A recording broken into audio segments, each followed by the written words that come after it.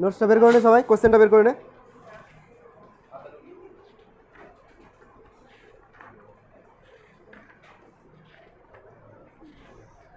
প্রচুর প্রবলেম আছে বুঝলি, দেখ 151 150টার কাছাকাছি প্রবলেমই আছে। সম্পূর্ণ প্রবলেম যদি করে নিতে পারিস ব্যাস লস অফ মোশন থেকে তোকে আর কেউ হারাতে পারবে না। যা কোশ্চেনই আসুক না কেন পারবি, সব টাইপের কোশ্চেন এখানে হয়ে যাবে। নিজে থেকে করবি সব, যদি আমি করাই তাহলে তো সময় চলে যাবে। হ্যাঁ অবশ্যই বাড়িতে করবি, তারপরে সমস্যা থাকলে আমাকে বলবি, একটা দুটো করে আমি করে দেবো তখন। যে কোনো একটা ফলো করবি বুঝলি, এই কারণে বলছি কোশ্চেনগুলো দেখবি ঘুরিয়ে পেয়েছে একই আছে, একটা ফলো করতে গেলেই ঘুরিয়ে পেয়েছে সব পেয়ে যাবি উল্টো পাল্টা করে। আচ্ছা দেখ প্রথম থেকে কোশ্চেন বের কর। প্রথম দিকে যে কোশ্চেনগুলো আছে এগুলো খুব ইজি, একদম ধর স্টেটমেন্ট ওয়াইজ কোশ্চেন আছে, পড়বি আর জাস্ট বলবি। যেমন ধর 4 নম্বর কোশ্চেনটা বের কর, দেখ সবাই লেখা দেখা যাচ্ছে তো, বলেছে ফোর্স ডিপেন্ডস অন, ফোর্স কিসের উপর ডিপেন্ড করে, ফোর্স কিসের উপর ডিপেন্ড করে। তার ভিতরে যে অপশনগুলো দেখতে পাচ্ছিস, একটা বলেছে চেঞ্জ ইন মোমেন্টাম, তাই তো, আর একটা কি বলা হয়েছে, how fast the change in momentum is ব্রট about, মানে চেঞ্জ ইন মোমেন্টাম কত দ্রুত করা হচ্ছে তার উপরও ডিপেন্ড করে, এটা বলতে চাইছে। সি নাম্বার বলছে দুটোই অপশন হবে, আর ডি নাম্বার বলছে কোনোটাই হবে না। তো দেখ তুই ফোর্সের রাশিমালায় যদি যাস তাহলে ফোর্স এফ ইকুয়াল টু পাবি এম এ, বিডি হচ্ছে না, এফ ইকুয়াল টু তুই পাবি এম এ। আচ্ছা এমটা তো ভর, এ মানে হচ্ছে ত্বরণ, যেটাকে তুই এরকম লিখতে পারিস v minus u by t, অথবা উপরে বলতে পারিস m v minus m u divided by t. লাল কালার হচ্ছে, নিচে লাল আছে মনে হচ্ছে। আচ্ছা তাহলে এই যে রাশিমালাটা পেলি, এখানে খেয়াল করে দেখ ওপরে কিন্তু চেঞ্জ ইন মোমেন্টাম আছে, তাই না, ভরবেগের পরিবর্তন, আর নিচে আছে টাইম। প্রথম অপশনে বলছে চেঞ্জ ইন মোমেন্টামের উপর ডিপেন্ড করে, অবভিয়াসলি ডিপেন্ড করে। আর 2 নম্বরে বলছে how fast the change in momentum is ব্রট about, কত দ্রুত করা হচ্ছে, মানে টাইমের উপরে ডিপেন্ড করে, অবভিয়াসলি করে। তার মানে এখানে অপশন হয়ে যাবে সি নাম্বারটা, বোথ। কি বুঝতে পারলি কোশ্চেনটা, কনসেপচুয়াল কোশ্চেন এগুলো উভয়।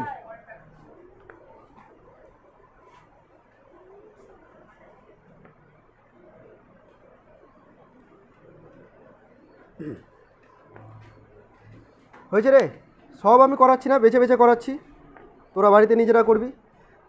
11 নাম্বারটা দেখ, 11 নাম্বার, লেখাগুলো একটু বেশি ছোট হয়ে গেছে। কি বলা হয়েছে, নো ফোর্স ইজ রিকোয়ার্ড, কোনো বলের প্রয়োজন নেই ফর, অপশনগুলো কি দেখ, an object moving in straight line, 11 বলি, no force is required for an object moving in straight line with constant velocity, an object moving in circular motion, an object moving with constant acceleration, and an object moving in elliptical path. Elliptical কথার অর্থ হচ্ছে উপবৃত্তীয়, বাকিগুলো আশা করি বুঝেছিস মানে। তো প্রথম অপশানটা, আচ্ছা শেষ থেকে যাই, ইলিপ্টিক্যাল পাথ যখন বলেছি, আমি যদি একটা এরকম সার্কুলার পাথ আঁকি, এই সার্কুলার পাথের ক্ষেত্রে মনে করে দেখ তোরা অভিকেন্দ্র বল অভিকেন্দ্র ত্বরণ পড়েছিস, তার মানে কোনো একটা অবজেক্টকে যদি সার্কুলার পাথে রোটেট করতে হয় তাহলে তার উপর কিন্তু একটা অভিকেন্দ্র বল কাজ করতেই হবে, তাই না। তাহলে এই অপশানটা তো হবে না যে no force is required for an object moving in circular path, circular পাথে ঘোরার জন্য ফোর্সের প্রয়োজন আছেই, তার মানে এই অপশানটা হচ্ছে না। আচ্ছা তারপরে বলেছে ইলিপ্টিক্যাল পাথ, সার্কুলার পাথে যেমন ফোর্সের প্রয়োজন আছে, ইলিপ্টিক্যাল পাথেও ফোর্সের প্রয়োজন আছে, কারণ সার্কেল হচ্ছে একটা স্পেশাল টাইপ অফ ইলিপস, ইলিপসের দুটো ফোকাস যখন এক জায়গায় হয়ে যাবে, ইলিপস বুঝিস তোরা, বুঝিস না, ডিম্বাকৃতির যে শেপটা হয় এটাকে উপবৃত্ত বলে, ইলিপস বলে, এর দুটো ফোকাস থাকে। আমাদের যে সৌরজগৎ, সূর্যের চারিদিকে যে পৃথিবী ঘুরছে, এটা সার্কুলার পাথে ঘুরছে না, উপবৃত্তাকার পাথে ঘুরছে, আর এই উপবৃত্তাকার পাথের ওয়ান অফ দ্য ফোকায়ে একটা সান আছে, এই সানটাকে এখানে এই জায়গাটায় ফোকাসে রেখে পৃথিবী এর চারিদিকে ঘুরছে এরকম, যখন এখানে আসছে অনুসুর অবস্থান, ওখানে যাচ্ছে অপসুর অবস্থান, এগুলি তো পড়েছিস তোরা ভূগোলে। তো এই ইলিপ্টিক্যাল পাথে ঘুরছে, এটা হলো ইলিপস। তো এই ইলিপসের ক্ষেত্রে দুটো ফোকাস আছে, যখন দুটো ফোকাস কোইনসাইড করে যাবে তখন সেটাকে আমরা সার্কেল নাম দিই। তো সার্কেল হচ্ছে ওয়ান টাইপ অফ ইলিপসি। তো সার্কেলের ক্ষেত্রে যা ল কাজ করছে ইলিপসের ক্ষেত্রে কাজ করবে আশা করি। ওকে, তাহলে ইলিপসটাও হচ্ছে না, কারণ ইলিপ্টিক্যাল পাথে ঘোরার জন্য ফোর্সের প্রয়োজন আছে। তুই এটাও ভাবতে পারিস যে পৃথিবী সূর্যের চারদিকে ঘুরছে, গ্র্যাভিটেশনাল ফোর্স দরকার আছে, আদারওয়াইজ পৃথিবী ঘুরবে না। তো ওটাও তো একটা উপবৃত্তাকার পথ, তার মানে ফোর্সের প্রয়োজন আছে, অর্থাৎ এই অপশানটাও ইনকারেক্ট হয়ে গেল। নেক্সট বলেছে an object moving with constant acceleration. দেখ কনস্ট্যান্ট অ্যাক্সেলারেশন মানে ওর মধ্যে অ্যাক্সেলারেশন আছে, তোদের মাথায় কিন্তু এই জিনিসটা ভুল ঢুকে যে কনস্ট্যান্ট অ্যাক্সেলারেশনটাকে বাদ দিয়ে দিস। কনস্ট্যান্ট বলেছে মানে অ্যাক্সেলারেশনের মানটা কনস্ট্যান্ট, ধ্রুবক, তার মানে ত্বরণ তোর মধ্যে আছেই, আর ত্বরণ যদি থাকে তাহলে force equal to M A থাকবেই, তার মানে ফোর্স কাজ করছে, তাহলে এই অপশানটা ভুল হয়ে গেল। লাস্ট অপশান পড়ে থাকছে প্রথমটা, an object moving in a straight line with constant velocity. দেখ ভেলোসিটি যদি কনস্ট্যান্ট হয় তাহলে অ্যাক্সেলারেশন তো থাকবেই না কোনো মতে, ভেলোসিটি চেঞ্জই হচ্ছে না, আর চেঞ্জ ইন ভেলোসিটি থাকলেই অ্যাক্সেলারেশন পাওয়া যাবে, ফোর্স পাওয়া যাবে, সুতরাং ফার্স্ট অপশানটাই হচ্ছে রাইট। ক্লিয়ার হয়েছে? বুঝতে পেরে গেছিস সবাই? তাহলে মাথায় একটা জিনিস ঢুকিয়ে রাখবো, ফোর্স মিনস অ্যাক্সেলারেশন, অ্যাক্সেলারেশন আছে মানে ফোর্স আছে। আর একটা জিনিস মাথায় রাখবো, সেটা হচ্ছে সার্কুলার মোশন। সার্কুলার মোশনের ক্ষেত্রে অ্যাক্সেলারেশন দিয়ে তুই ব্যাখ্যা করতে পারবি না, তো মাথায় রাখবি সার্কুলার মোশন আছে মানে ওর মধ্যে ফোর্স কাজ করছেই করছে।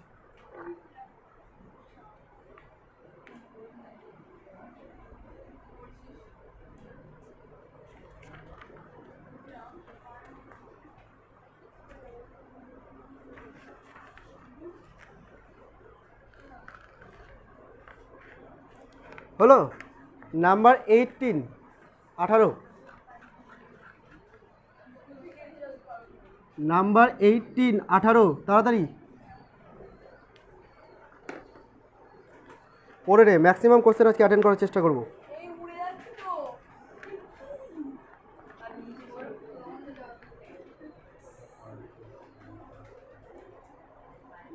বলি রে,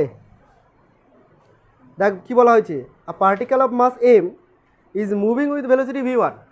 একটা পার্টিকেল আছে যার মাস বলে দিয়েছে এম, কত ভেলোসিটি নিয়ে যাচ্ছে, v1 ভেলোসিটি নিয়ে যাচ্ছে, v1 এর মাথায় ভেক্টর সাইন হবে, ঠিক আছে, প্রিন্টিং মিস্টেকে উঠে নিয়ে এটা। It is given an impulse, impulse মানে বুঝিস ঘাত, ইম্পালস মানে হচ্ছে ঘাত, আর ঘাত মানে হচ্ছে ভরবেগের পরিবর্তন, মনে পড়ছে ঘাত মানে? ঘাত আমরা কি বলেছিলাম, যে বৃহৎ মানের একটা বল মাল্টিপ্লাইড বাই টাইম, এটাকে আমরা বলেছিলাম ঘাত, আই দিয়ে যদি প্রকাশ করি ইম্পালস। আর এটাকেই তুই আবার লিখতে পারিস যে এমবি মাইনাস এমইউ, ঠিক আছে। দুজনের মধ্যে ডিফারেন্স কি জানিস রে, ভরবেগের পরিবর্তন আর ঘাতের মধ্যে ডিফারেন্স জানিস কিছু? ভরবেগের পরিবর্তন আর ঘাতের মধ্যে একটা বেসিক ডিফারেন্স হচ্ছে, ঘাত তখনই আমরা পাবো যখন বৃহৎ মানের বল কাজ করবে, অনেক সময় ধরে কাজ করবে, তখন আমরা ওটাকে ঘাত বলবো। অ্যাকচুয়ালি দুটো একই কোয়ান্টিটি, ইউনিটের দিক থেকেও সেম, ম্যাগনিটিউডের দিক থেকেও সেম, ব্যাখ্যা করলেই হলো। তো যাই হোক, তো বলা হয়েছে যে it is given an impulse মানে একটা ঘাত প্রয়োগ করলো, বল প্রয়োগ করলো ধরে নিতে পারছি, such that the velocity becomes v2, অর্থাৎ ভেলোসিটি চেঞ্জ হয়ে গেল। তাহলে ফার্স্ট কেসে একটা অবজেক্টের মধ্যে ভেলোসিটি ছিল v1, একে ধাক্কা দেওয়ার ফলে এর ভেলোসিটি হয়ে গেল v2, চেঞ্জ হয়ে গেল, কমলো বাড়লো আমার জানার দরকার নেই, চেঞ্জ হয়ে গেল। এবার বলেছে then the magnitude of impulse is equal to, the magnitude of impulse, magnitude of impulse কী রে, ফোর্স মাল্টিপ্লাইড টাইম, ফোর্স তো এখানে দেওয়া নাই, গুলি মার, মোমেন্টামে চলে যা, মোমেন্টাম, চেঞ্জ ইন মোমেন্টাম। এবার মোমেন্টাম তুই কী করে বের করবি দেখ, এটা তো ইনিশিয়াল কেস আর এটা হলো ফাইনাল কেস, তাহলে তোকে এরকম লিখতে হবে যে final case minus initial case, বল বুঝলি কি না? সিম্পল জিনিস ছিল, একদম ডেফিনেশন থেকে কোশ্চেন, কারো অসুবিধা হলে বল। ঠিক আছে, করে নে, খাতায় করে নে এগুলো। দেখ কোন অপশানটা টাচ মিলছে এখানে, সি নাম্বার মিলছে। ও দাঁড়া, এক মিনিট, অপশান নিয়েও খেলা করেছে এখানে, দেখ একটু। এ নাম্বার অপশানে দিয়েছে এম v2 মাইনাস v1, আর সি নাম্বার অপশানে দিয়েছে এম v2 মাইনাস v1, ঠিক আছে, v2 মাইনাস v1 দিয়েছে, বুঝতে পারলি? v1 মাইনাস v2 তো হবেই না, বি নাম্বার অপশান এমনিই বাদ। আচ্ছা এই দুটোর মধ্যে তোদের কি মনে হচ্ছে কোনটা হতে পারে? সি, কে বলতে পারবি? এখানে দুটোই ঠিক, কোশ্চেনের মিস্টেক। কেন বলছি শোন, এটাকে ক্রস ভাবিস না, আমি বলবো বলে তুই মেনে নিবি? ক্রস কখন হবে, যদি এটা ভেক্টর কোয়ান্টিটি হয় তবে এটাকে আমি ক্রস ইমাজিন করব। এম কি ভেক্টর কোয়ান্টিটি, মাস কি ভেক্টর হয়? মাস তো ভেক্টর হয় না, তো ওরা এরকম কিছু করতে চাইছিল বাট মিস্টেক হয়ে গেছে, বুঝতে পারছিস কোশ্চেনটা?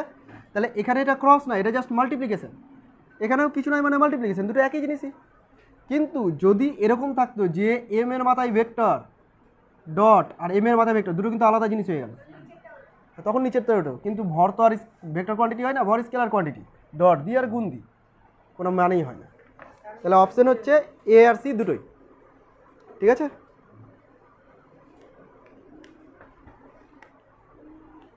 আচ্ছা, ইম্পালস কি একটা স্কেলার কোয়ান্টিটি না ভেক্টর কোয়ান্টিটি? এদিকে দেখে বল, ইম্পালস একটা স্কেলার কোয়ান্টিটি আর vector quantity? Scalar quantity. Vector quantity sure? Logically বল, কেন স্কেলার হবে কেন ভেক্টর হবে, তুই কী করে বুঝলি?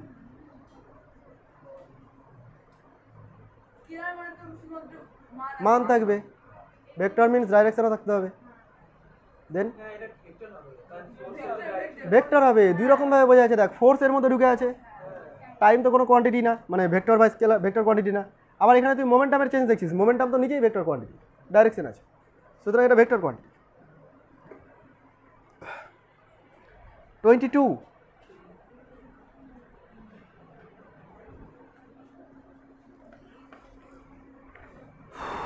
22 দেখ, বলবি কেউ?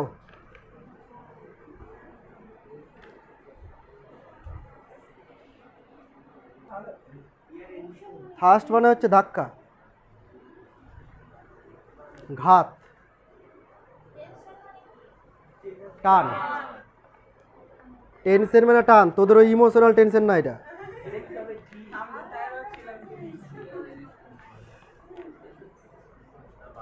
কি বুঝতে পারলি কিছু? বলছে which one of the following is not a force.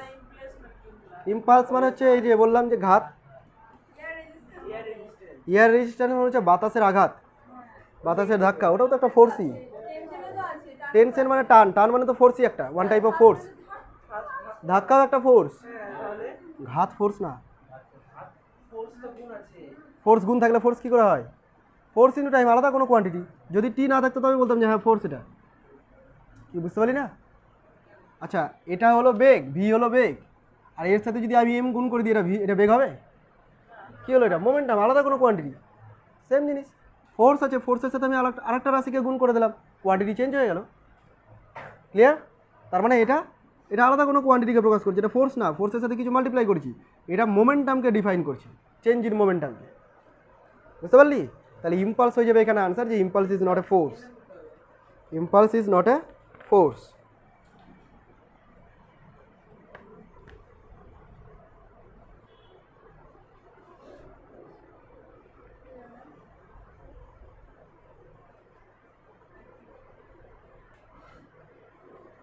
আচ্ছা, 36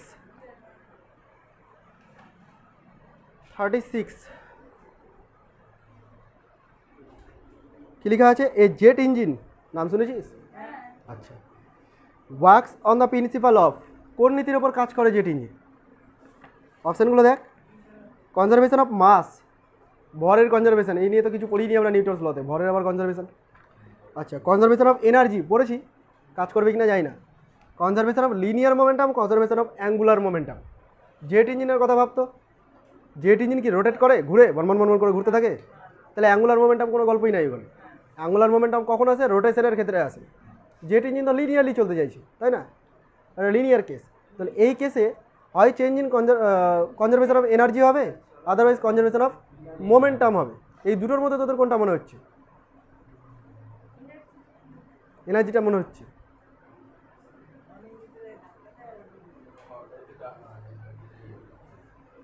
আচ্ছা শোন, আমি তোদেরকে একটু গল্প বলি আগে, তাহলে ভালো বুঝতে পারবি। কোথায় গেল রে?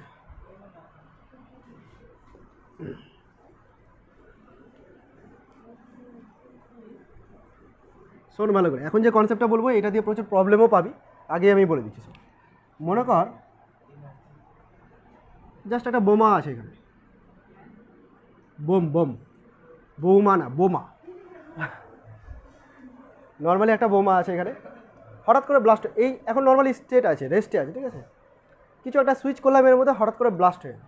এবার যখনই ব্লাস্ট হয়ে গেল, ধরে দুটো পার্টিকেলে ভেঙে গেল, একটা পার্টিকেল এই দিকে হয়ে গেল আর একটা পার্টিকেল এদিকে হয়ে গেল, ঠিক আছে? দুটো পার্টিকেলে ভেঙে গেল। এই দুটো পার্টিকেল, একটা এই দিকে চলে যাবে, একটা এই দিকে চলে যাবে। যদি এই পার্টিকেলটা এই ডাইরেকশনে যায়, তাহলে সেকেন্ড পার্টিকেলটাকে অবশ্যই উল্টো ডাইরেকশনে যেতেই হবে। ঠিক আছে, আমরা এটা কোথা থেকে অ্যাপ্লাই করেছিলাম? কনজারভেশন অফ মোমেন্টাম থেকে অ্যাপ্লাই করেছি। একটু ভালো করে শোন। ধরে নিচ্ছি টোটাল মাসটা, আচ্ছা ধরে নিচ্ছি এই পার্টিকেলটার মাসটা হচ্ছে স্মল এম আর এই পার্টিকেলের মাস হচ্ছে ক্যাপিটাল এম। তাহলে আচ্ছা কী বলছিলাম শুনে এবার তাহলে। একটা বোমা আছে এম প্লাস এম, দুটো পার্টিকেলে হয়ে গেলো স্মল এম ক্যাপিটাল এম, এটার ভ্যালোসিটি স্মল ভি ধরলাম, এটার ভ্যালোসিটি ক্যাপিটাল ভি ধরলাম। ঠিক আছে, এরকমভাবে ধরলাম। তো যেহেতু বাইরে থেকে আমি কোনো এক্সটার্নাল ফোর্স অ্যাপ্লাই করিনি, তার মানে এখানে কনজারভেশন অফ মোমেন্টাম আমি অ্যাপ্লাই করতে পারি, রৈখিক ভরবেগের সংরক্ষণ সূত্র অ্যাপ্লাই করতে পারি। রৈখিক ভরবেগের সংরক্ষণ সূত্র এটা বলছে যে ইনিশিয়াল কেস্ট মানে সংঘর্ষ হওয়ার আগে, সংঘর্ষ বলতে এখানে ব্লাস্ট, তো সংঘর্ষ হওয়ার আগে ওদের মোমেন্টাম টোটাল কত ছিল? মাস ছিল এটা, তখন তো একটাই পার্টিকেল ছিল, এই মাস ছিল এটা, ইনটু ভেলোসিটি ছিল 0। তাই ইনিশিয়ালি কোনো মোমেন্টাম ছিল না, 0 মোমেন্টাম ছিল। সেকেন্ড কেসে কী হয়ে গেল, একটা পার্টিকেল স্মল এম হয়ে গেল, আমি ধরে নিয়েছি ওর ভেলোসিটি হচ্ছে স্মল ভি, আর এই পার্টিকেলটা হয়ে গেছে ক্যাপিটাল এম এবং তার ভেলোসিটি হয়ে গেছে ক্যাপিটাল ভি। তো তুই যদি এদেরকে একটু ক্যালকুলেশন করিস, দেখ এরকম লিখতে পারিস, এই জিনিসটা লিখতে পারিস, পারিস লিখতে? এটা অসুবিধা আছে বুঝতে? দেখ এই জায়গা থেকে কী দাঁড়ালো, আমি একবারে করে দিচ্ছি কী দাঁড়ালো এখান থেকে, যে স্মল ভি যে ডাইরেকশনে হবে ক্যাপিটাল ভি ঠিক তার উল্টো ডাইরেকশনে হবে। নেগেটিভ সাইন থেকে বুঝছি, আর নেগেটিভ বাদ দিলে ম্যাগনিটিউড পেয়ে গেলাম। ঠিক আছে, এই ম্যাগনিটিউডটার দিকেও যদি তুই খেয়াল করিস দেখবি small m by capital m. তুই জানিস যে small m less than capital m, আমি এটাকে ছোটো মাছ ধরেছি, এটাকে বড় মাছ ধরেছি, তাহলে পুরো টার্মটা একের থেকে ছোট, পুরো টার্মটা যদি একের থেকে ছোট হয়, ছোটো সংখ্যা দিয়ে ভিকে গুণ করে এটা পাওয়া যাচ্ছে, তার মানে capital V less than small V, হ্যাঁ কি না? নর্মালি এগুলো বুঝতে পারছিস তো, বেসিক জিনিস। তো স্মল এম যদি লেস দেন ক্যাপিটাল এম হয়, তাহলে capital V less than small V, তার মানে এই বড় বস্তুটার বেগ কম হবে। বুঝতে পেরেছিস? তাহলে তুই এটা মাথায় রাখবি, যখনই কোনো পার্টিকেল ব্লাস্ট হয়ে যাবে, সংঘর্ষ হবে, যদি একটা লিনিয়ার ডাইরেকশন হয়, একই ডাইরেকশনে যদি থাকে, তাহলে একটা থেকে এই পার্টিকেলটা যে ডাইরেকশনে যাবে, এই পার্টিকেলটা ঠিক তার উল্টো ডাইরেকশনে যাবে, তাই তো? এবং সেটা আমরা কীভাবে অ্যাপ্লাই করতে পারলাম? কনজারভেশন অফ মোমেন্টাম থেকে অ্যাপ্লাই করতে পারলাম। এই কেসটাই জেট ইঞ্জিনের ক্ষেত্রে হয়। জেট ইঞ্জিন, কষ্ট করে বুঝে নেই এটা জেট ইঞ্জিন। ঠিক আছে, এখান থেকে থার্স্ট করে বেরাই, এটা একটা ইঞ্জিন মনে কর। তো নিচের দিকে থার্স্ট দিচ্ছে, কী হয় বলতো থার্স্ট দেওয়ার সময়? এখানে ইঞ্জিনে কিছু বার্ন হচ্ছে, কিছু পুড়ছে, কোনো জ্বালানি পুড়ছে। এবার যখন জ্বালানিটা পুড়ছে, সেখান থেকে যে এয়ার ক্রিয়েট হচ্ছে সেটা খুব স্পিডে নিচের দিকে বেরাচ্ছে। ঠিক আছে, তো দেখ তুই ভাবতে পারিস যে এখানে ওয়ান টাইপ অফ ব্লাস্টই হচ্ছে। এবার প্রথমে ওরা রেস্ট অবস্থায় আছে, এবার একটা পার্টিকেল যদি নিচের দিকে বেরিয়ে যায়, তাহলে অন্য পার্টিকেল উপরের দিকে চলে যাবে। এবার তুই ওই এয়ার মলিকিউল মানে ধোঁয়া, স্মোক আর হচ্ছে এই রকেটটাকে সহ একটা পার্টিকেল মনে কর, যেমনটা এখানে করেছিলাম। তো যেই এখান থেকে ধোঁয়ার মলিকিউলগুলো নিচের দিকে থার্স্ট মারতে শুরু করলো, তাহলে পুরো রকেটটা উপরের দিকে থার্স্ট পেয়ে যাবে এবং উপরের দিকে চলতে শুরু করবে। বুঝতে পারছিস ব্যাপারটা? যেমন হেলিকপ্টারের যে ব্যাপারটা আছে, একটু ভালো করে শুনে নে। হেলিকপ্টার আর এরোপ্লেন দুজনের মেকানিজম আলাদা, কিন্তু জেট প্লেন এদের মেকানিজম আলাদা। হেলিকপ্টার এয়ার মিডিয়ামেই উড়তে পারবে, যেখানে এয়ার মিডিয়াম নেই সেখানে হেলিকপ্টার যেতে পারবে না। কোনোদিন শুনিস নি স্পেস ক্রাফটে হেলিকপ্টার নিয়ে গেছে? শুনেছিস? শুনিস নি? রকেট নিয়ে গেছে, স্পেস ক্রাফট নিয়ে গেছে, তাই না? হেলিকপ্টার ওখানে যেতে পারে না। তো এই হেলিকপ্টারে কী হয়, এই ফ্যানের মতো পাখা ঘোরে, আর ফ্যানের কাজ কি? পেছনের বাতাসকে নিচের দিকে ছেড়ে দেওয়া। তো ওই পাখাটা কী করে, ওপরের বাতাসকে নিচের দিকে চেপে দেয় এবং তার উপর থার্স্ট করে ও ভেসে থাকে। বুঝতে পারছিস ব্যাপারটা? কিন্তু এই জেট প্লেনের ক্ষেত্রে, জেট প্লেন তো যাবে একদম বায়ুমণ্ডলের বাইরে, যেখানে বায়ুমণ্ডল নেই, তো থার্স্ট পাবে কী করে? যতই ঘুরুক বায়ুমণ্ডল থার্স্ট দেওয়ার মতো কিছু নেই, তো তখন তাকে এই রকম সিস্টেম কাজে লাগাতে হচ্ছে। বোঝা গেল? তাহলে রকেটের ক্ষেত্রে, জেট প্লেনের ক্ষেত্রে, জেট ইঞ্জিনের ক্ষেত্রে কোন সিস্টেম কাজে লাগছে? কনজারভেশন অফ মোমেন্টাম কাজে লাগছে। ক্লিয়ার হয়ে গেছে এতটুকু? এখানে কনজারভেশন অফ এনার্জি আমরা অ্যাপ্লাই করতে পারি, কনজারভেশন অফ এনার্জি যে কোনো ক্ষেত্রে অ্যাপ্লাই করতে পারি। ঠিক আছে, কোনো সমস্যা নাই এটা নিয়ে। তাহলে এটার আনসার হচ্ছে conservation of momentum. Jet engine এটার উপর ডিপেন্ড করে কাজ করে সামনের দিকে এগিয়ে যাচ্ছে। লিনিয়ার মোমেন্টাম, রৈখিক ভর। তাহলে বুঝে গেলি এটা কত নম্বর ছিল এটারে? 36। ওকে, 36 ছিল। এরপরে দেখ,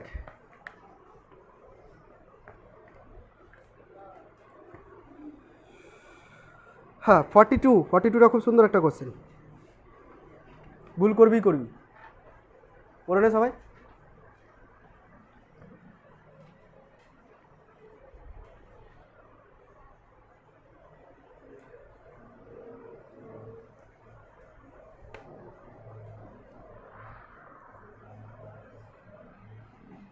রেক্টেঙ্গুলার ব্লক দেখতেই পাচ্ছিস, ইট মনে করেন একটা, is placed on a rough horizontal surface into different ways as শোন ইন দ্য ফিগার। মানে দুটো আলাদা আলাদা পদ্ধতিতে রাখা হয়েছে ওকে, এবং দুটো আলাদা আলাদা চিত্র তুই ছবিতে দেখতে পাচ্ছিস, একটাকে একদম সোজা খাড়াভাবে রেখেছে আর একটাকে হেলিয়ে রেখেছে, তাই তো? বলেছে friction will be more in case A, friction will be more in case B, friction will be equal in both cases, friction depends on the relations এবং ইটস ডাইমেনশনস। হ্যাঁ, দুটোই সমানই হবে মনে হচ্ছে অ্যান্সারটা, কিন্তু লজিক জানি না, তাই তো? আচ্ছা শোন, এবার এইখানে যে কেসটা বলেছে ফ্রিকশনের গল্প বলা হয়েছে, এখানে ফ্রিকশনের গল্প বলা হয়েছে। এই হচ্ছে একটা হরাইজন্টাল সারফেস, হ্যাঁ, এইটা হচ্ছে একটা ইট মনে কর, আমি এই সারফেসে রেখেছি ওকে, আর একটা বড় সারফেসটাতে রেখেছি, এরকম দুটো সারফেসে রেখেছি, ঠিক আছে? আচ্ছা, এবার বলছে ফ্রিকশন কোন ক্ষেত্রে বেশি হবে। দেখ, ফ্রিকশন মানে পড়েছিলি যে একটা তল আর একটা তলের সাপেক্ষে যখন গতিশীল হতে শুরু করে তখন ওই তলরা মানে একে অপরকে বাধা দেওয়ার চেষ্টা করে, তাই না? রিলেটিভ ভেলোসিটির বিরুদ্ধে বাধা দেওয়ার চেষ্টা করে। কেন বাধা দেওয়ার চেষ্টা করে? এক তো তাদের মধ্যে যে ওই আণুবীক্ষণিক ক্ষুদ্র ক্ষুদ্র খাজ আছে সেটা, আর দ্বিতীয়ত হচ্ছে অনুপরমাণুর মধ্যে যে আকর্ষণ বিকর্ষণ বলটা, বিকর্ষণ নয় আকর্ষণ বলটা, এদের জন্য এরা একে অপরকে যেতে দেয় না। তাহলে দেখ, যার ক্ষেত্রফল বেশি আছে তার খাজগুলো বেশি কন্ট্যাক্টে আছে, তাহলে ওর উপরে বেশি বাধা পাবে, তাহলে ও বেশি যেতে পারবে না। একদমই তা না, আপাত দৃষ্টিতে আমাদের এটা মনে হয়। কিন্তু তুই মনে করে দেখ, আমি যখন ঘর্ষণের সূত্র লেখাই বা বলি, ঘর্ষণের সূত্র এরকম বলেছিলাম যে ঘর্ষণ ক্ষেত্রফলের উপর ডিপেন্ড করে না একই লম্ব প্রতিক্রিয়া বলের জন্য। শুন, এই কথাটা তখন ক্লিয়ার হয়নি, এখন ক্লিয়ার হয়ে যাবে। ঘর্ষণ বল ক্ষেত্রফলের উপর ডিপেন্ড করে, ঠিক আছে, কিন্তু যদি দুটো বস্তুর দ্বারা লম্ব প্রতিক্রিয়া বল একই হয় তাহলে ক্ষেত্রফলের উপর ডিপেন্ড করে না। এটা একটা এক্সপেরিমেন্টাল কেস, ঠিক আছে? এক্সপেরিমেন্ট করে তুই এটা যাচাই করতে পারবি। শুনে না ভালো করে, এই ব্লকটা আর এই ব্লকটা কি আলাদা? একটাই ব্লক। যদি আমি ধরে নিই এই ব্লকটার ভর 10 কেজি, তাহলে এই ব্লকটার ভর কত? 10 কেজি। আচ্ছা, 10 কেজির জন্য নিচের দিকে ওয়েট কত কাজ করবে? 10 × 9.8 মানে 98 নিউটন কাজ করবে। আচ্ছা, এর জন্য ওপরের দিকে যে লম্ব প্রতিক্রিয়া বল 98 নিউটন কাজ করবে, কারণ কোনো দিকে তো যাচ্ছে না, লম্ব প্রতিক্রিয়া বল আর ওজনটা এখানে সেম। আচ্ছা, এর ওয়েট কত হবে নিচের দিকে? শুয়ে আছে তাই অর্ধেক হয়ে যাবে ওয়েটটা, তাই তো? হবে না? বাহ, ভালোই, আমি ভালো কথা বলে দিবি সবাই। 98 নিউটন নিচের দিকে কাজ করছে, ঠিক আছে? তাহলে এর ওপরের দিকে লম্ব প্রতিক্রিয়া বল কত কাজ করবে? দুই ক্ষেত্রে লম্ব প্রতিক্রিয়া বল সেম আছে, and friction only depends on লম্ব প্রতিক্রিয়া বল। যদি লম্ব প্রতিক্রিয়া বল সেম হয় তাহলে ক্ষেত্রফলের উপর ডিপেন্ড করবে না, আদারওয়াইজ ডিপেন্ড করতো। যদি এরা দুজন একই ফোর্সের বা একই ব্লক না হতো, আলাদা আলাদা ভ্যালু হতো, তাহলে কিন্তু ক্ষেত্রফলের উপর ডিপেন্ড করে যেত। বোঝা গেছে ব্যাপারটা? তো এই হচ্ছে কোশ্চেনটার আনসার। তাহলে তোরা কি বলবি এখন? সি নাম্বার অপশনটা বলবি, friction will B both in the both cases. Clear হয়েছে রে? অসুবিধা নেই বুঝতে। এই লাইনটা তোরা লিখে নে, friction does not depend on area, friction, star করে লাইনটা লিখে রাখ, friction does not depend on area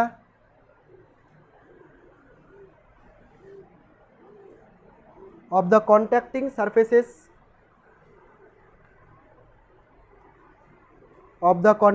surfaces when normal reaction is equal, when normal reaction is unchanged, লিখে দে unchanged, when normal reaction is unchanged। বল, সমস্যা আছে বুঝতে এবার? ওকে, তাহলে এবার নেক্সট প্রবলেমে যাই।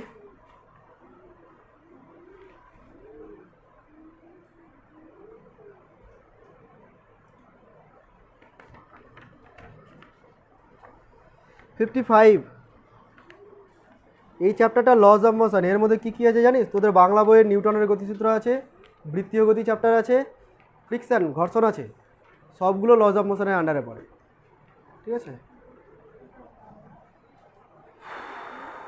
এবার বললাম কত নম্বর যেন? 55।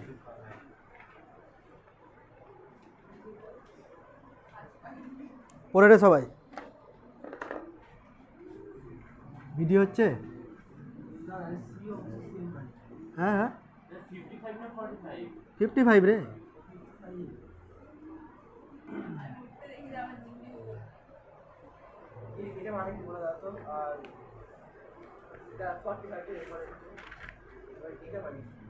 Mu s, mu k, mu r coefficient of static friction, kinetic friction, rolling friction. Coefficient মানে বলছে ঘর্ষণ গুণাঙ্ক, স্থিত ঘর্ষণ গুণাঙ্ক, চল ঘর্ষণ গুণাঙ্ক, আর একটা রোলিং মানে আবর্ত ঘর্ষণ গুণাঙ্ক। এই তিনটাকে দিয়েছে, এদের মধ্যে সম্পর্ক কী হবে বইয়ে পেয়েও যাবি তোরা, এটা একটু ঘাটাঘাটি করবি, তোদের বইয়ে কোশ্চেনই পেয়ে যাবি এমসিকিউতে। 55 নম্বরটা বলেছে a car takes a circular turn with uniform speed u, মানে বুঝে গেলি? বুঝতে পারলি না? সার্কুলার পথে টার্ন নিচ্ছে, বুঝতে পারছিস তো? ওই যে ব্যাংকিং চলে আসলো ব্যাপারটা, বাঁক নিচ্ছে।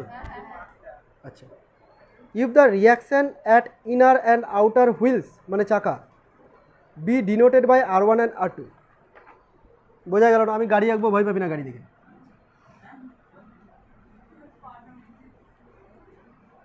ঠিক আছে, এটা গাড়ি, এটা আমার কম দামি গাড়ি, কষ্ট করে বোঝা। পেছনে চাকা দেখা যাচ্ছে না, সামনে থেকে দেখছি, ঠিক আছে? সামনেটা দেখা যাচ্ছে শুধু। তো এরকম সার্কুলার পাথে রোটেট করছে, বুঝতে পারছিস? এবার সার্কুলার পাথে রোটেট করছে, যার সেন্টারটা এদিকে আছে, টার্ন নেওয়ার চেষ্টা করছে। কত ভেলোসিটি নিয়ে রে? ইউ ভেলোসিটি নিয়ে টার্ন নেওয়ার চেষ্টা করছে। তো বলছে যে normal reaction on the wheels, একটা ইনার হুইলস আছে, একটা আউটার হুইলস আছে। ইনার হুইলস মানে হচ্ছে এটা, আউটার হুইলস মানে হচ্ছে এটা। ইনার মানে ভেতরের দিকে, আউটার মানে বাইরের দিকে। ভেতরের দিকে বলতে সেন্টারের দিকে। এর উপরে যে রিয়াকশানটা সেটা কি R1 বলেছে? দেখতো, ইনারের উপরে R1 বলেছে, ইনারে R1 বলেছে, আর আউটারে বলেছে R2, ঠিক আছে? তো এই হচ্ছে রিয়াকশান। এবার তোকে বলেছে কি যে এদের মধ্যে রিলেশন কী হবে, কোনটা বড় কোনটা ছোট, নাকি ইকুয়াল, নাকি কিছু বলা যাবে না, কি আছে দেখ অপশানগুলো। R1 আর R2 এরা দুজনের মধ্যে দুজনে কি ইকুয়াল, নাকি এদের মধ্যে কেউ বড় ছোট আছে, কে বড় কে ছোট, এরকম কিছু তোকে খুঁজতে হবে। R1 আর R2 এর মধ্যে সম্পর্ক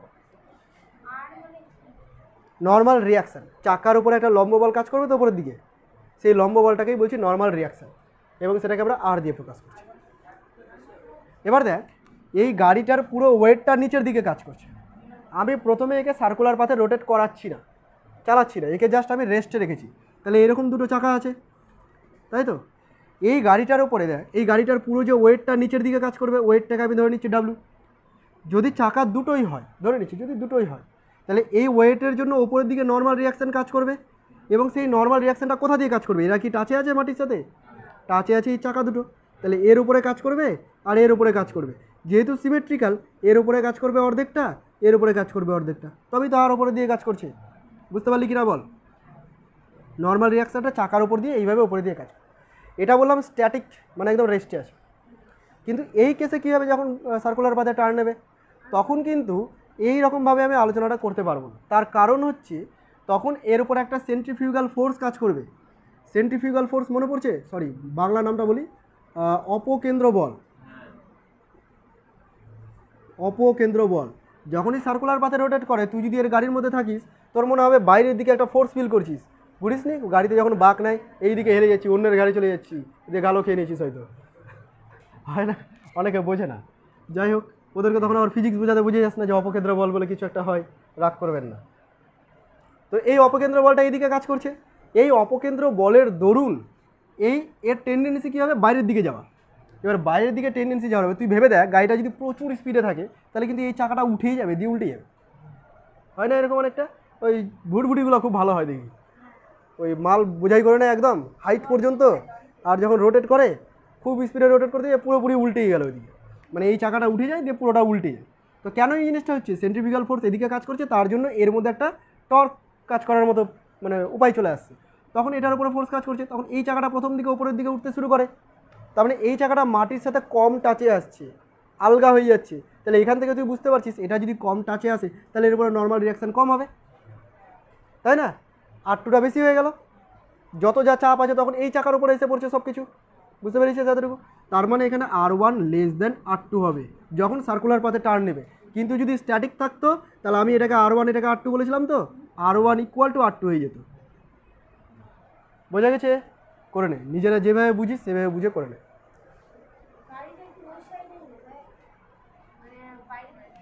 এরকমভাবে বাঁক নিচ্ছে, তাহলে গাড়ি এই দিকে হেলে যেতে চাইবে, বাইরের দিকে হেলে যেতে চাইবে।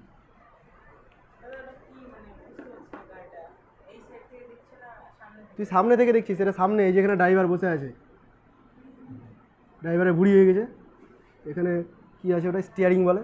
এবার বুঝতে পারছিস, সামনে থেকে দেখতে পাচ্ছিস গাড়ি আমার দিকে আসছে।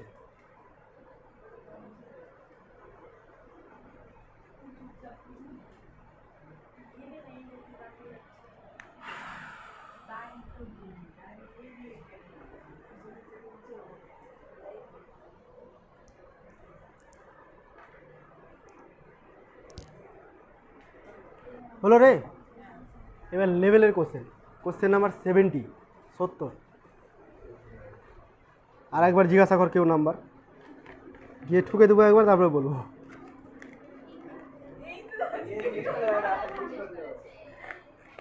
মানে আমি যখন বলি তখন মন দিয়ে শুনে না, বুঝলি?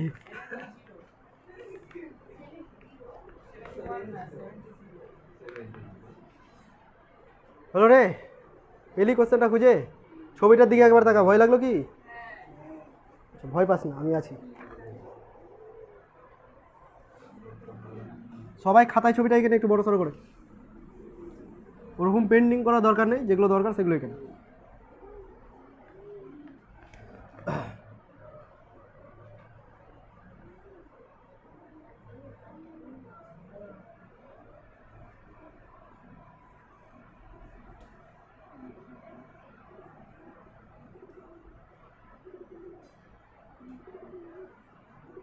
এইটা দেওয়া আছে,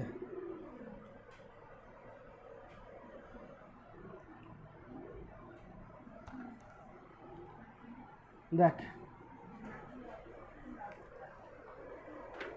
এই যে সিস্টেমটা দেখতে পাচ্ছিস, বুঝতে পারছিস এটা পুলি সিস্টেম, কপি কল লাগানো আছে এর মধ্যে, তাই তো? এরকম ধরনের যখনই সিস্টেম চলে আসে, আমাদেরকে কি করতে হয় বলতো? ফোর্সগুলোকে কম্পোনেন্টে ডিভাইড করতে হয়, এক্স অ্যাক্সিস, ওয়াই অ্যাক্সিস, এরকম ডিভিশন করে নিতে হয়। কোশ্চেনটা পড়ে আমি এইটুকু বুঝতে পারলাম যে আমাকে W1 আর W2 জানতে চেয়েছে। অপশানে চলে যা, ওই কলাম 1 কলাম 2 দেখ, লেখা আছে tension on the portion AB. AB কোনটা রে? এবি এই পোর্শনটা, এর উপরে টেনশন বের করতে বলেছে, টি এবি বলে দিচ্ছি আমি এটাকে। Tension on the portion BC, এটা বিসি তো? আচ্ছা, এদিকে এইদিকে টেনশন কাজ করবে, এটার উপরে এইদিকে টেনশন কাজ করবে, যাই হোক না কেন, এটার নাম হচ্ছে টিবিসি, টেনশন কাজ করছে। আর একটা কী কাজ করছে? W1 W2, এই যে W1 আর W2, ঠিক আছে? এদের ভ্যালু কলাম 2তে দেওয়া আছে, তোকে ম্যাচ করাতে হবে। এবার ম্যাচ করানোর জন্য রাইট অপশন ABCDর মধ্যে কোনটা হবে? কত ঘুরিয়ে পাচ্ছে কোশ্চেন, দেখছিস? যদি তুই ঠিকঠাক পেরেও যাস, হয়তো অপশনে গিয়ে গুলিয়ে যাবি আবার। কোশ্চেন বুঝতে অসুবিধা আছে কারো? নেই? আরেকবার বলি, ছবিটা তো দেখতেই পাচ্ছিস, কলাম 1 আর কলাম 2তে দেখ, tension in portion AB, AB পোর্শনে টেনশন, বিসি পোর্শনে টেনশন, আমি নাম দিইনি এবিসিগুলো। আর একটা বলেছে W1 W2, এদের যে ভ্যালুগুলো হবে কলাম 2তে দেওয়া আছে উল্টোপাল্টা করে ম্যাচ করাতে হবে। আর ম্যাচ করানোর জন্য অপশান দেখ ABCD দেওয়া আছে, কোন অপশানটা সঠিক হবে, ঠিক আছে? তুই একটা একটা করে মিলানোর চেষ্টা করবি, একটা করে মিলাবি আর ওখানে যাবি, দিয়ে দেখবি কোনটার সাথে সঠিক হচ্ছে। দেখ কত রকমভাবে এগাতে পারিস।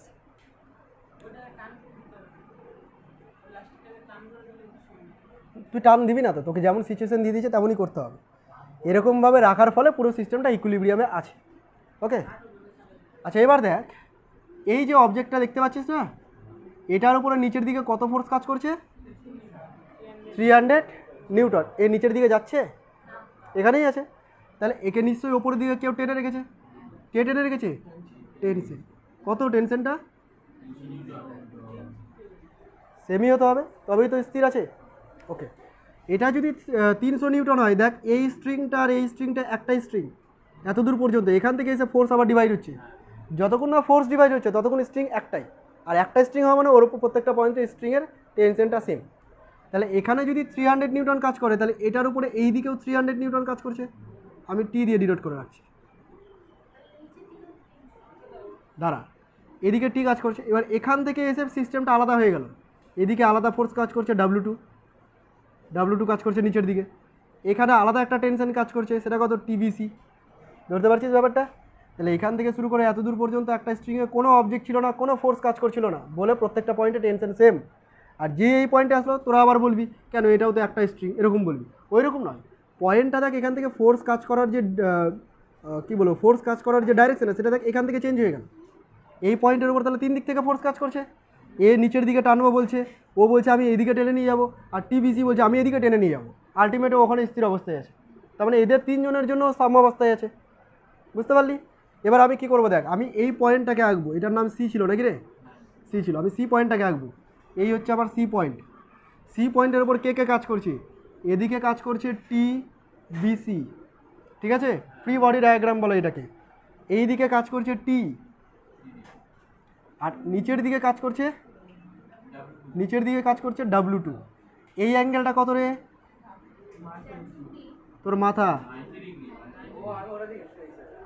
আচ্ছা, এই অ্যাঙ্গেলটা তো বলে দিয়েছে, এই অ্যাঙ্গেলটা কত হবে?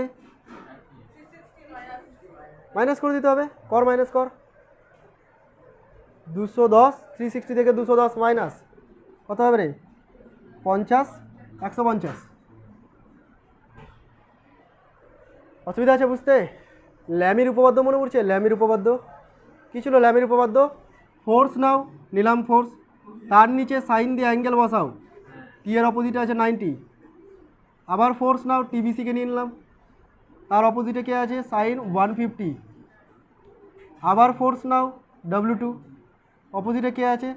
সাইন 120। আচ্ছা, এখান থেকে তোর টিবিসিও দরকার আর W2টাও দরকার, তাই না? এবার টি এর ভ্যালু তোর জানা আছে, কিন্তু টি মানে 300, ঘাবড়াবি না। তো আমি যদি এদের দুজনকে আলাদা করে দিই, আমি টিবিসি বের করতে পারবো। আবার এর সাথে যদি একে দিয়ে দিই, আমি ওখান থেকে W2 বের করতে পারবো। তো টিবিসি আর W2 বেরালো, ওখানে তো 4টা অপশান আছে।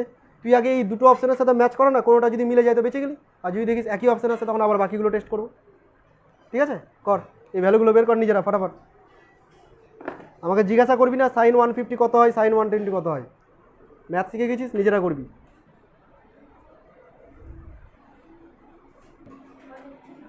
আচ্ছা দেখ একটু, দেখ তোদের যে ভ্যালু বেরালো, তোরা বলছিস যে এখান থেকে টি কত বেরিয়েছে? টি বলছি ওই টিবিসি বেরিয়েছে বলছিস 150 নিউটন, আর W2 বেরালো 150√3, এটাই বেরালো তো। অপশানে এরকম কিছু নেই। এবার দেখ, ক্যালকুলেটারের প্রয়োজন পড়বে না এখানে। যদি এটা কম্পিটিটিভ লেভেলের এক্সামটা হতো তাহলে ক্যালকুলেটারের প্রয়োজন পড়তো না। কীভাবে? 150 সাথে √3 গুণ করা মানে 150 সাথে 1.732 গুণ করা, নাকি রে? আর এটা দেখ 1.5-এর থেকে বেশি হয়ে গেল, তো বুঝতেই পারছিস 1.5-এর সাথে বেশি মানে এটার সাথে গুণ করতে গেলে 200 তো পার হবেই। ইমাজিন করা যাচ্ছে, আবার ক্যালকুলেশনের দরকার নেই, 200 পার হবে কি না? 150 কে 150 আবার হাফ আছে, তো 200 পার হয়ে যাচ্ছে। 200 পার দিয়ে তুই যদি অপশান দেখতে যাস, একটাই অপশান আছে, কত আছে? 260 আছে, তার মানে এটা 260 হয়ে যাচ্ছে। বোঝা গেল কি না? তো W2-র মান হয়ে গেল 260।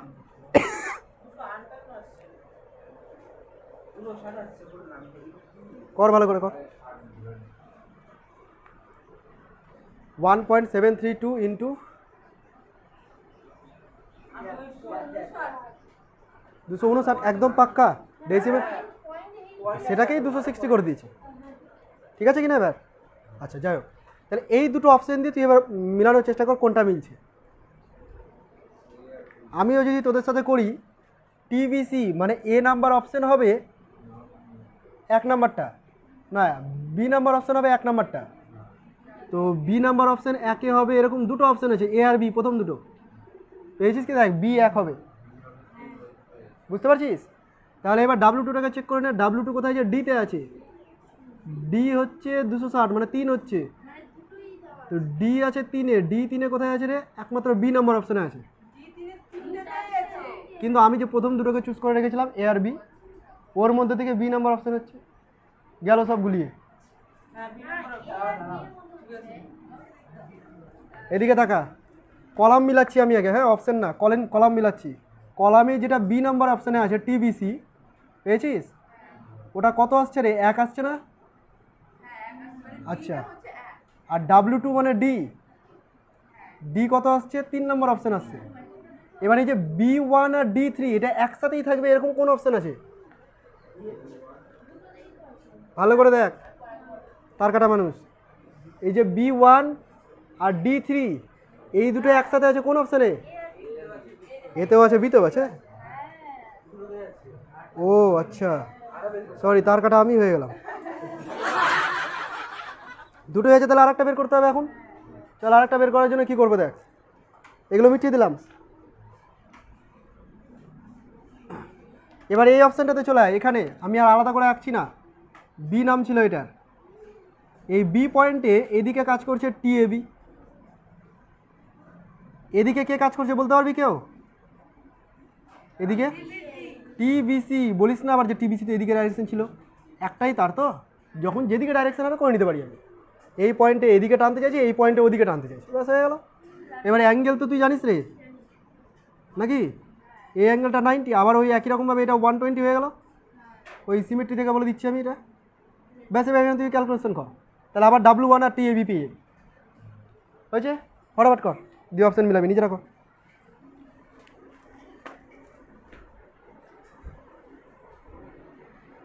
বল আমাকে, বল কি হলো তোদের? হ্যাঁ, W1 কত আসলো? আচ্ছা, TAB কত আসলো? তোরা তাই এসছে রে অঙ্কিতা? W1 কত এসছে বল? শুধু 90? শিওর তো? আচ্ছা যাই হোক, বাদ দে, এটা যদি নাও বের করে থাকিস, একজন বললি TAB বের করে নিয়েছিস, ঠিক আছে, ওটা দিয়ে কাজ হবে। হয়ে গেছে। হ্যাঁ হ্যাঁ হ্যাঁ হ্যাঁ হ্যাঁ, এখানে সমীকরণ লিখেছি, TAB by sine 90, W1 by sine 150, W1 by sine 150, W1 by sine 150, TBC by sine 120। করে দেবো, লিখে দেবো নাকি বল?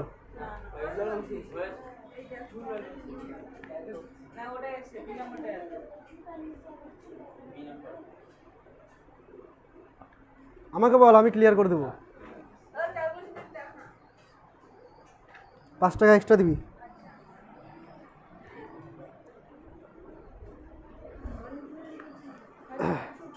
TBC বাই সাইন 120 আর W1 বাই সাইন 150, ঠিক আছে।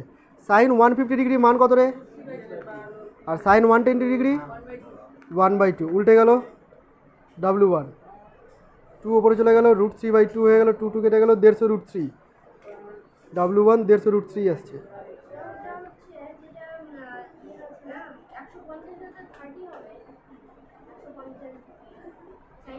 TBCর মানটা ভুল বসিয়ে দিয়েছিস তুই। TBCর মান বের করলাম যে এখন, TBCর মান কত বের করলাম?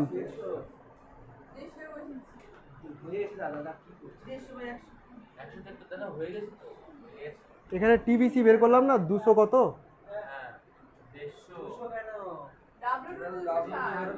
ও আচ্ছা, W2 বের করেছিলাম, আর TBC কত বেরিয়েছিল? 150 বেরিয়েছিল, ঠিক আছে, ও 150 বসিয়েছে, 150 √3 মানে তো আবার ওটাই চলে আসছে।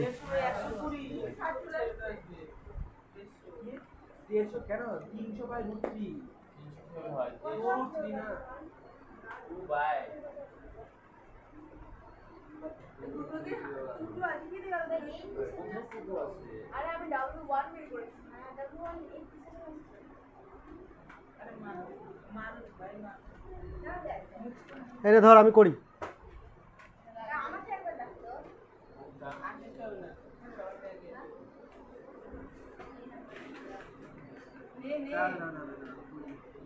সাইন 60 ডিগ্রি কোথায় পেলি? ও ছোটোর ভ্যালু, আচ্ছা ওই এই জায়গাটা ভুল করেছে, দাঁড়া, হ্যাঁ ঠিক আছে, এদিকে তাকা, এদিকে তাকা রে, ভ্যালু বাতাতে ভুল করেছিস।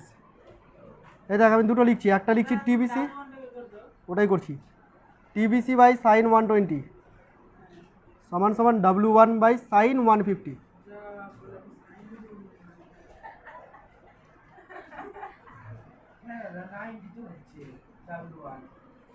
দেখ কত হচ্ছে, TBC তোরা বলছিস 150, সাইন 120 ডিগ্রি ভ্যালু কত? শিওর?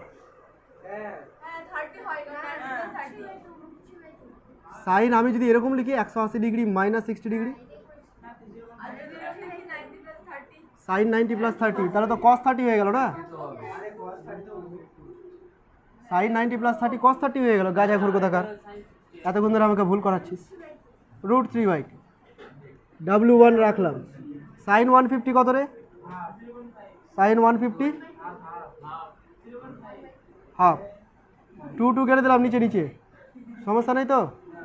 √3 দিয়ে ডিভাইড করে এটাকে, তো হয়ে গেল 87।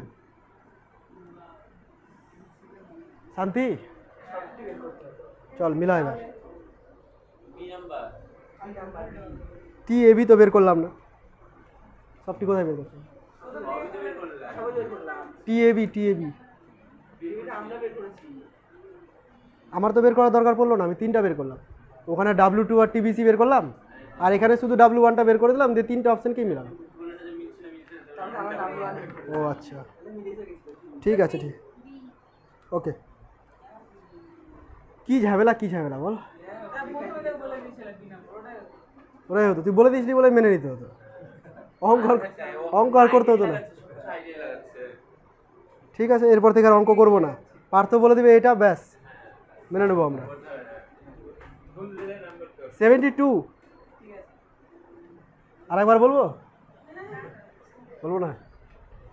72তে দেখ একটা সামান্তরিক ছবি আঁকা আছে, F1 আর F2, আর F3কে দেখানো হয়েছে দেখ উল্টো ডাইরেকশনে। বলছে which equation holds true for the given figure. নিচে অপশানগুলোর দিকে তাকা, অপশানে পড়ে যাচ্ছি, আমি আগে কি বুঝছি সেটা দেখি। দেখ এরকম দুটো ফোর্স আছে, একটা F1 একটা F2, তো বুঝতে পারছিস এরকম সামান্তরিক ক্রিয়েট করে দিয়েছে। সামান্তরিক সূত্র মনে পড়ছে? ভেক্টরের ত্রিভুজ সূত্র, সামান্তরিক সূত্র কি বলেছিল? দুটো ভেক্টর যদি কোনো সামান্তরিকের সন্নিহিত বাহু দুটোকে প্রকাশ করে, তাহলে ওই সংলগ্ন বিন্দু দিয়ে যে কর্ণটা আমি আঁকবো সেই কর্ণটা তাদের লব্ধিকে প্রকাশ করবে। তাহলে এইটা হচ্ছে F1 প্লাস F2 লব্ধিটা, নাকি রে? যদি ভেক্টর ফর্মে লিখি। আচ্ছা, এই দিকে আবার তোর বইয়ে F3 দেখিয়েছে, তো বুঝতেই পারছিস যে F3 হচ্ছে এটার অপোজিট। F3টা কি? F1 প্লাস F2 অপোজিট দিকে আছে, তাহলে তুই এরকম লিখবি যে F1 প্লাস F2 এটা হচ্ছে মাইনাস F3, অপোজিট ডাইরেকশন, নাকি? এবার কোনটা মিলছে এর সাথে? সি নাম্বার অপশন মিলে গেল। বুঝতে পারলি? খুব সহজ ছিল না এটা? এরকম ডাইভার্সিফাই করে রাখতে হবে মাইন্ডটাকে, না তো পারবি না। করে নে 9:05, 9:30 ছেড়ে দেবো। তোদের তো আর এখন শাড়ি পরতে হয় না, তাহলে আবার সমস্যা।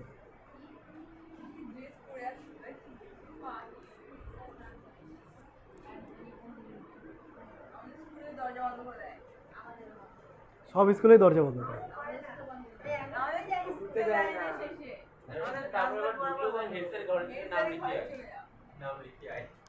ভালোই কড়াকড়ি নিয়ম হয়ে গেছে।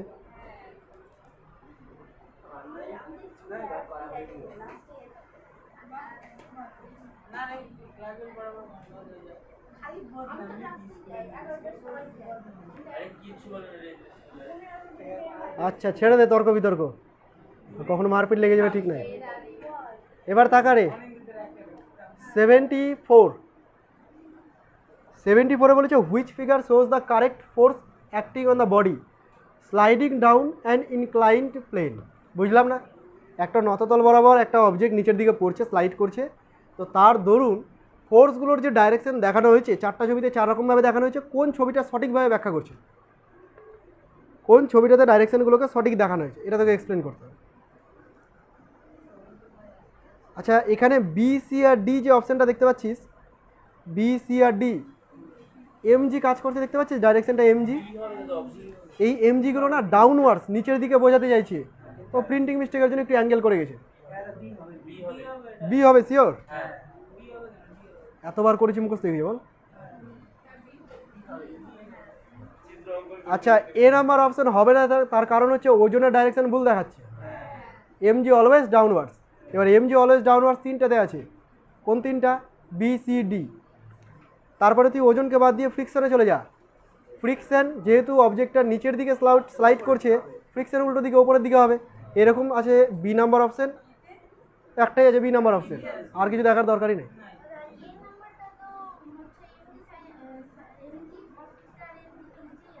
কিন্তু এমজি কোন দিকে আছে? এমজি এমজি ভুল ডাইরেকশনে রেখেছে। শান্তি পেলি? ব্যাস, আমি আর রাখলাম না এটা। 75 নম্বরটা করে দে এক্ষুনি ফটাফট, না পারলে আমি মরে যাবো।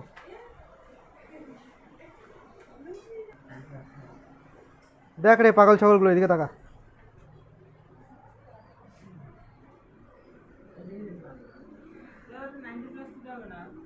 হ্যাঁ,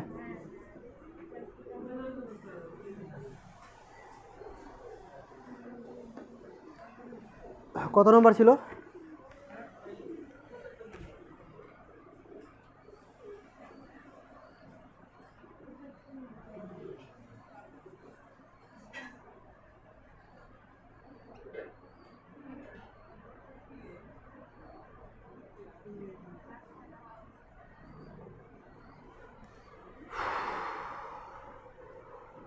বলবো দুই রকম ভাবে করছি। প্রথমে ল্যামের উপপাদ্য দিয়ে করছি। দেখ, চাচা ল্যামের উপপাদ্য কি উপপাদ্যটা? 60কে নিয়ে নিচ্ছি। 60কে নিতে গেলে এই কোনটা জানতে হবে, তাই তো? জানি তো, পরে লিখছি হবে। এই 60কে লিখছি, এই 60 নিউটন বাই এর অপোজিটে কে আছে রে? 90 প্লাস থিটা। একটু লেখালেখি করলেই তো মাথা খুলে যাবে। আচ্ছা, এটা কত? T1। T1 দেওয়া আছে? T1 দেওয়া নাই। T1 এর অপোজিটে কে আছে রে? সাইন 90। আচ্ছা, এটা 60 রাখলাম। তার না, এই 60 না, এই 60টা তার অপোজিটে কে আছে? 90 প্লাস থিটা। 90 360 থেকে মাইনাস কর, 360 থেকে তোরা মাইনাস কর, 180 মাইনাস করো 270 মাইনাস থিটা। দেখ তো এটা হচ্ছে না।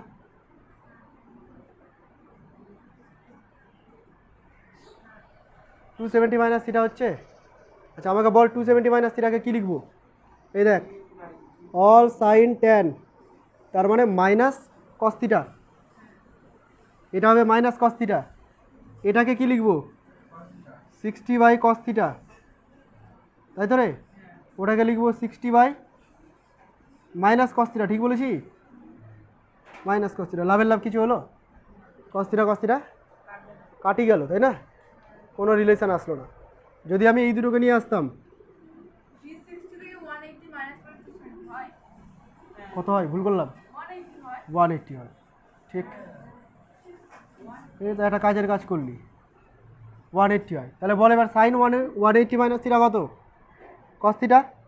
আর অল সাইন কত হবে রে বল? এটা কত হবে? Sine theta. এবার দেখ হয়ে গেছে, সাইন থিটাকে পরে নিয়ে চলে আয়।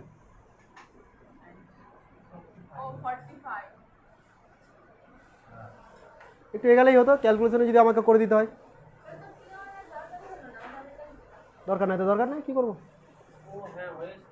তোর এই কোনটারও দরকার পড়লো না? দরকার পড়লো তো, কর কর কর।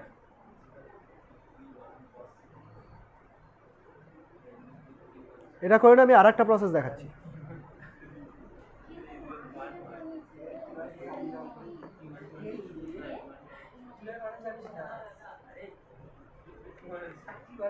সুমন, হচ্ছে রে? হচ্ছে এগুলো অঙ্কগুলো বুঝছিস তো?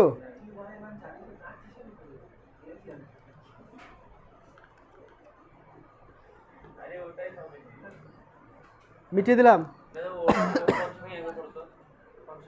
ওটাই করবো আর একবার। তোরা বললে আমি মিটাবো, মিটালাম। টাকা টাকা এদিকে, কোনটা সহজ লাগছে তোরা নিজেরা করবি। সহজ বলে কিছু নেই, মাথায় কোনটা আসবে তুই নিজেও জানিস না, যেটা আসবে সেইভাবে তুই করবি। দেখ এদিকে, এদিকে T1 আছে, কম্পোনেন্টে ডিভাইড করব, T1 cos theta, T1 sin theta. এটাকে ডিভাইড করা যাবে? বেচারা এক্স অ্যাক্সিস বরাবর সুন্দরভাবে বসে আছে, একে ডিভাইড করতে পারবি? ওয়াই অ্যাক্সিস বরাবর চুপচাপ বসে আছে, তাহলে এদেরকে আর উস্কানোর দরকার নেই। আচ্ছা, আলটিমেট তুই এটাকে উপাংশে ভেঙে দিলি মানে একে নিয়ে ভাবার দরকার নেই, বাদ দে একে, আমি মিটিয়ে দিচ্ছি, তোরা পারবি না মিটাতে, চেষ্টা করে দেখতে পারিস।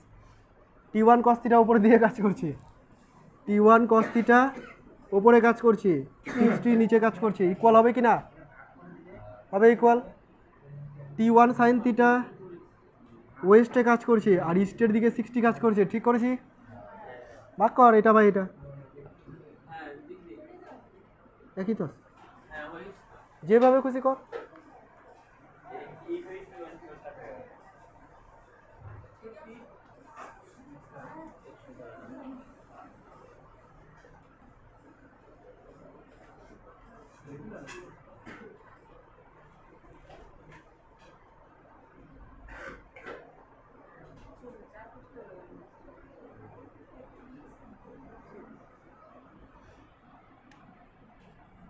হলো রে, চল এবার পরের অঙ্কতে।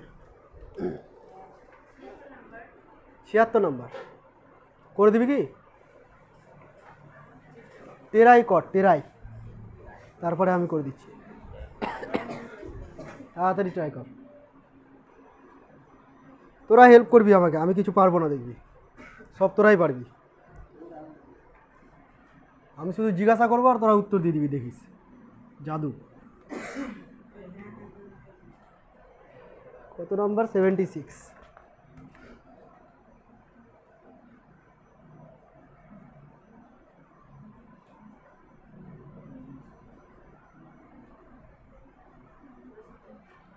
ওকে, কত দেওয়া আছে এটা? এগুলো তো বলতে পারবি অন্তত। হ্যাঁ, এখানে বলেছে 10 সেন্ট টি, এর আবার ওয়েটও দেখিয়ে দিয়েছে, দেখছিস? তোকে খাটতে হবে না, কত কিছু করে দিয়েছে তোর জন্য। এখানেও 10 সেন্ট টি, অ্যাক্সিলারেশনটা এ। তুই বুঝতে পারছিস কোন দিকে অবজেক্ট যাবে, নিচের দিকে না উপরের দিকে? হ্যাঁ, বাহ, অ্যাক্সিলারেশন কোন দিকে আছে? অ্যাক্সিলারেশন যেদিকে সেদিকে তো অবজেক্ট যায়, আর উপর দিকে কীভাবে বা যাবে? যাওয়ার তো কোনো রাস্তাই নেই। যাই হোক, এই পুরো সিস্টেম নিচের দিকে নামছে, দেখ এ যদি নিচে নামে একে তো একদম বেঁধে রেখেছি, ও ওই দিকে যাবে, তাই জন্য ডাইরেকশন ওরকমভাবে দেখিয়েছে, লজিক্যালি এতটুকু মিলে গেল। M2 অবজেক্টটা নিচের দিকে যে যাচ্ছে, কোন ফোর্সের জন্য যাচ্ছে? অভিকর্ষ বল M2G এর জন্য যাচ্ছে, আর ওকে উপর থেকে কেউ টেনে আছে? কেউ টেনে নাই, টেনশন টেনে আছে, তাহলে ওই টেনশন টি পরিমাণ কমিয়ে দিচ্ছে M2G থেকে। দেখ M2G নিচের দিকে যেতে চাইছে, কিন্তু M2G থেকে টি কমে যাচ্ছে, টি ওপরের দিকে টেনে বসে আছে, তবুও ওই নিচে নামছে, ইকুয়াল টু এম এ, হ কি ন? এর গল্প বাদ, ঠিক আছে, ওকে বাদ দিয়ে দে, একে ভাব। M1 কোন দিকে যাচ্ছে রে? এদিকে যাচ্ছে, কোন ফোর্সের জন্য যাচ্ছে? এদিকে টানের জন্য যাচ্ছে, এ ফোর্স না, এ অ্যাক্সেলারেশন। কার জন্য যাচ্ছে? টানের জন্য যাচ্ছে। তাহলে এই যে টানটা, এর উপর আর কোনো ফোর্স আছে? হ্যাঁ আছে, এমজি আছে, কিন্তু এটা তো এদিকে নিয়ে যাচ্ছে না, এর কোনো প্রভাবই নাই ওদিকে, তো একে নিয়ে আবার ভাবার দরকারই নেই, গুলি মারলাম। টি ওকে ওদিকে নিয়ে চলে যাচ্ছে, আর টিটাই ওর মধ্যে অ্যাক্সেলারেশন তৈরি করছে, তার মানে টিটাই হচ্ছে M1 এ, হ কি না? এটা M2 ছিল, যোগ করে দে, -T + T, M2G, M2, বলে এর পরের লাইনটাও করে দিই আমি, ব্যাস উত্তর মিলা। এ কত বেরাচ্ছে?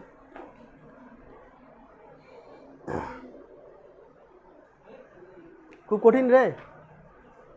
কী ছিল অঙ্কটাতে? একদম সিম্পল দিয়েছে, একটুও হেজায়নি।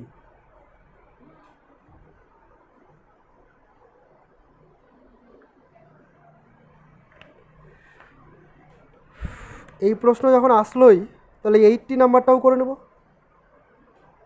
তাই না রে? 80 নাম্বারটা দেখা যাক কি বলেছে।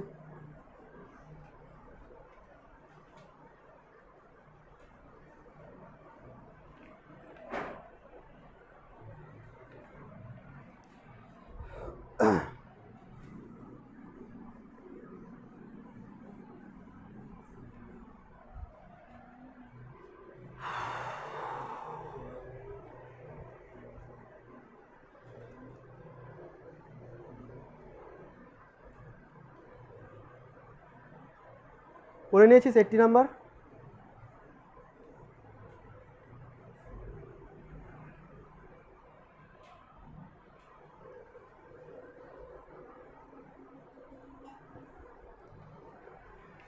শোন কইতেছি আমি এবার, হ্যাঁ। A system consists of 3 masses m1 m2 m3, দেখতে পাচ্ছিস ছবিতে কোনটা কোনটা, connected by a string passing over a pulley, এগুলো গল্প বলেছে, ভ্যাট বকছে সব। The mass m1 hangs freely, m2 and m3 are on the rough horizontal table, coefficient of friction মানে ঘর্ষণ গুণাঙ্ক বলে দিচ্ছে মিউ।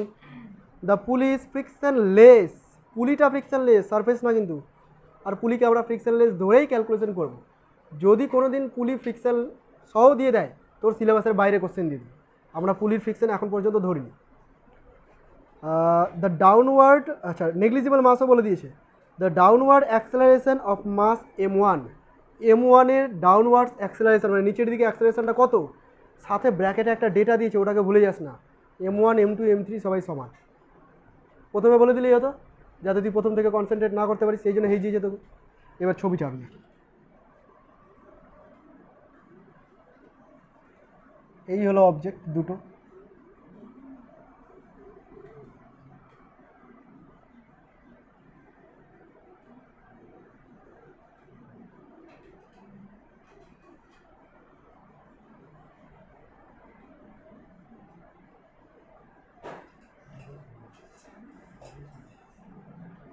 শোন ভালো করে ছবিটার দিকে, এখানে ফ্রিকশন বলেছে কিন্তু কাজে লাগাতে হবে, এইখানে আমরা ফ্রিকশন কাজে লাগাইনি।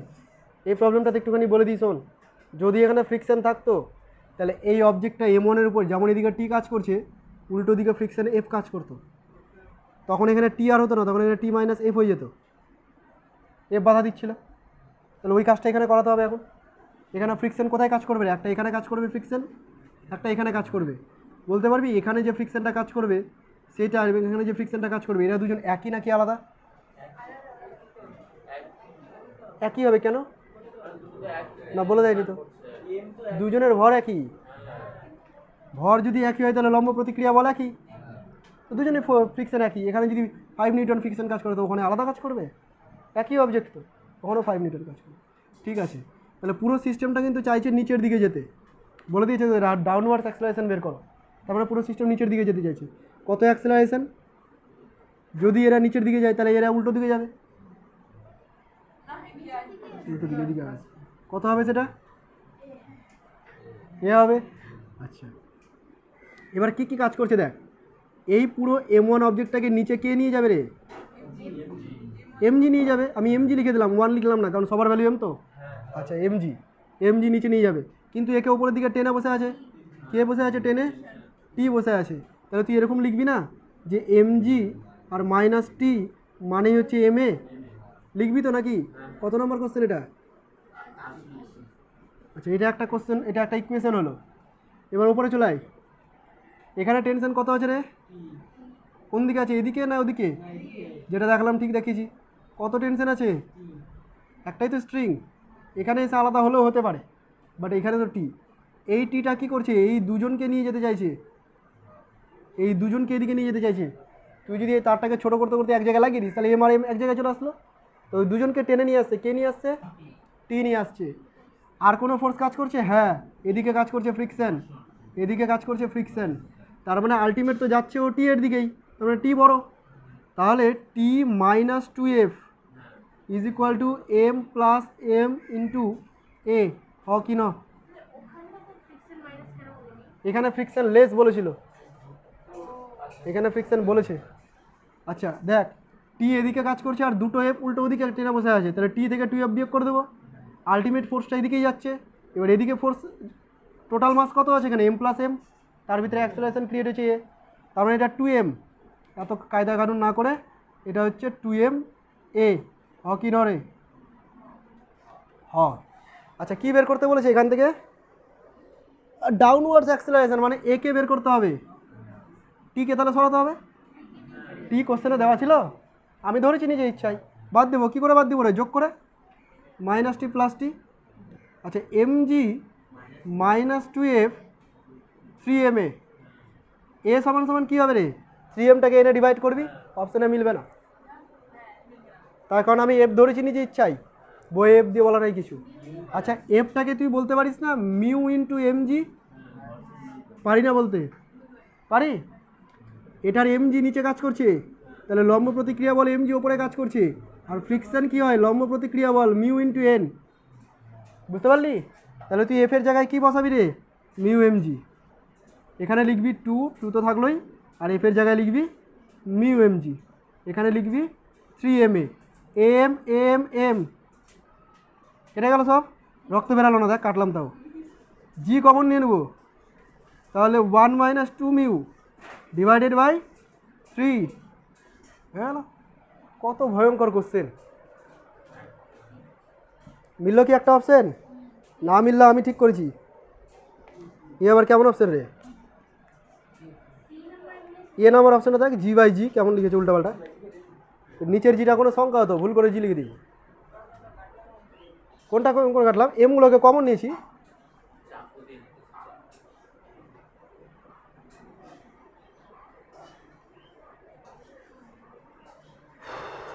চল 9:30 বেজে গেছে, তাড়াতাড়ি কর, বাড়ি গিয়ে ড্রেস পরবি আর মাকে বলবি খাইয়ে দিতে, স্নান করতে হবে না, কি করা হয় একদম রাত্রেবেলা, ঘেমে আসবি, নোংরা হয়ে আসবি, বুঝলি, এবারে রাত্রে স্নান,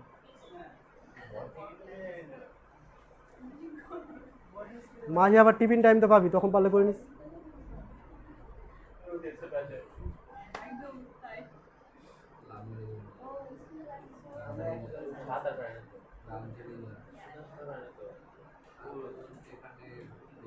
বল লজ অফ মোশন কেমন রে, খুবই ভালো, ওটা আমাকে সান্ত্বনা দিচ্ছিস,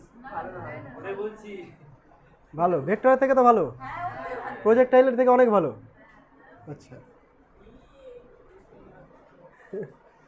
করতে থাকিস, প্রবলেম এগুলোই পাই পরীক্ষায়, হ্যাঁ বাংলাতে দিবি,